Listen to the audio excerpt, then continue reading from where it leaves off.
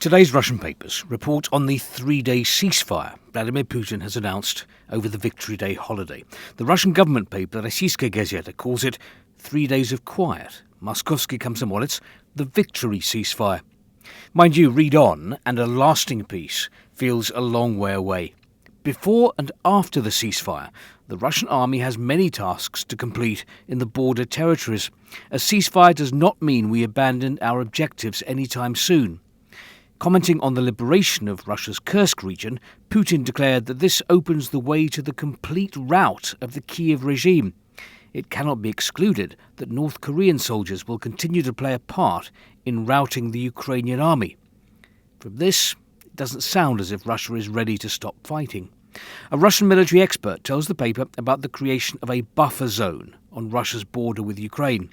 This zone should be at least 100 to 150 kilometres deep inside the neighbouring country, Ukraine. The buffer zone may take 3 to 4 months to create.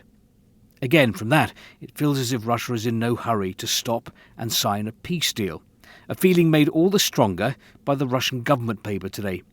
The US administration is trying to hurry up the talks on Ukraine, but the Russian side is putting the emphasis on substance. But will Washington lose patience with Moscow, and might that affect separate efforts to repair US-Russian ties? It's not yet clear to what extent the US administration links the Ukraine peace track and efforts to normalise bilateral relations with Russia.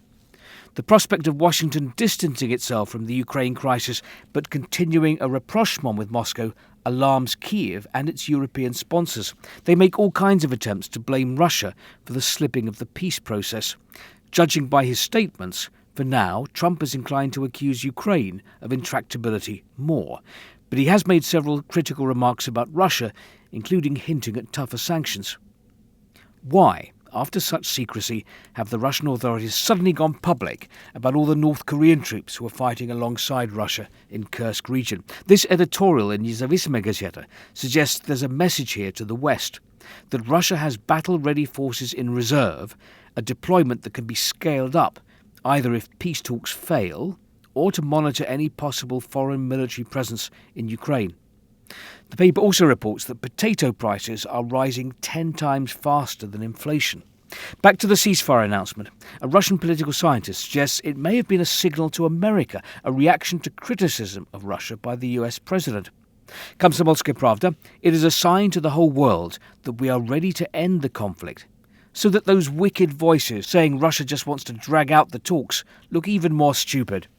But when you look at what the Russian Foreign Minister Sergei Lavrov told Brazilian news outlet O Globo about Russia's conditions for peace, there is no hint of any compromise, any concessions, quite the opposite. The conditions include international recognition that Crimea, Sevastopol, Donetsk, Luhansk, Kherson and Zaporizhia regions belong to Russia.